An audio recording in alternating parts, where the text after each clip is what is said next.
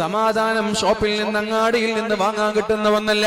സമാധാനം ലഭിക്കുന്നത് അല്ലാഹുവിനെ സ്മരിക്കലിലൂടെയാണ്. സാമ്പത്തികമായ അഭിവൃദ്ധി നിങ്ങൾക്കുണ്ടായാലും, കൊട്ടാര സമാനമായ വീടുകളുണ്ടായാലും, ആഡംബര വാഹനങ്ങൾ ഉണ്ടായാലും, ചോദിച്ചതെല്ലാം വാങ്ങിച്ചു തരുന്ന ഭർത്താവുണ്ടായാലും, എത്ര നല്ല സുന്ദരന്മാരായ മക്കളുണ്ടായാലും നിങ്ങൾക്ക് അല്ലാഹു സമാധാനം തരൂല.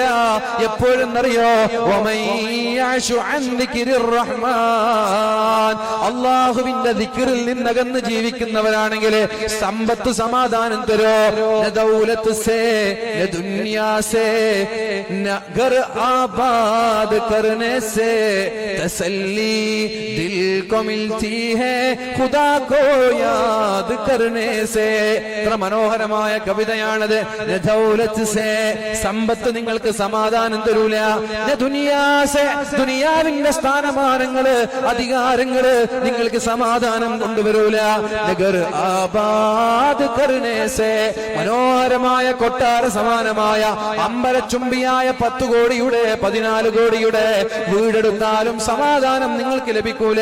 പിന്നെ എവിടെ നിന്നാ സമാധാനം കിട്ടുന്നത്?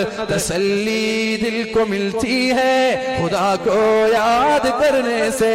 അല്ലാഹുവിന്റെ ദിക്റിൽ അധിഷ്ഠിതമായ ജീവിതം നയിക്കുമ്പോഴാണ്, രാവിലെകളിൽ എണീറ്റ് തഹജ്ജുദ് നിസ്കരിക്കുമ്പോഴാണ്, ബാങ്ക് കൊടുക്കുമ്പോഴുള്ള ജമാഅത്ത് നിസ്കാരങ്ങളിലാണ്, രാവിലെയും വൈകുന്നേരങ്ങളിലും അല്ലാഹു ചൊല്ലാൻ പഠിപ്പിച്ച ദിക്റിലൂടെ ജീവിച്ചാൽ മാത്രമേ അല്ലാഹു സമാധാനം തരുള്ളൂ. പ്രിയപ്പെട്ട